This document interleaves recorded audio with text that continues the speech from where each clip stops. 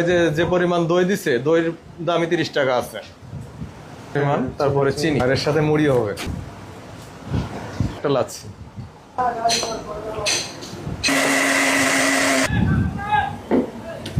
আপনার এখানে নাকি যে স্পেশাল দই চিড়া লাচ্ছি পাওয়া যায়, জি। তো এটা কেমন কি একটু দেখান, তারপরে খেয়ে ট্রাই করি, আপনাদেরকে জানাই যে আসলে কেমন দই চিড়া। কত করে প্রাইস? দই চিড়া হচ্ছে আপনার 30 টাকা। 30 টাকা না? আচ্ছা, 30 টাকার আমাদের একটা বানাই দেন, দেখি খেয়ে ট্রাই করি আসলে স্পেশাল দই চিড়াটা কেমন। চিড়ায় পরিমাণ মানে 1 চামচ পরিমাণ, তারপরে চিনি, আর এর সাথে মুড়ি হবে। মুড়ি আছে, আচ্ছা। তারপরে আর কলা কয়টা? কলা একটা কলা। আচ্ছা। আর সাথে লাচ্ছি আছে। লাচ্ছি কত করে গ্লাস?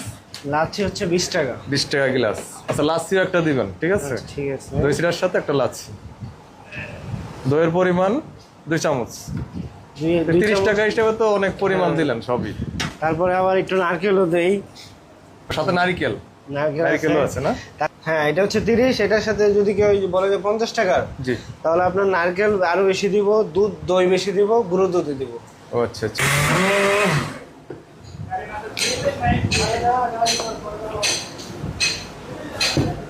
সাথে দিলেন লাচ্ছি।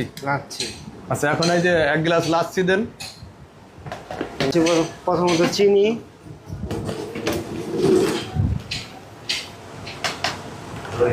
তারপর হচ্ছে দই,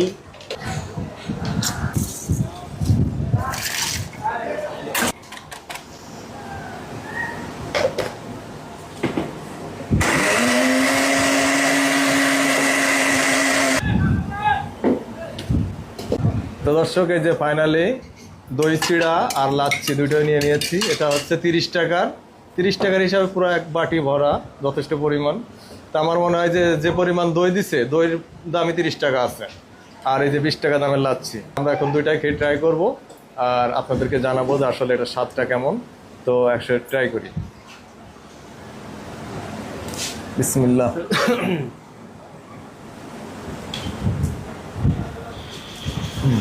মাশাআল্লাহ, মানে আমার কাছে অসাধারণ লেগেছে।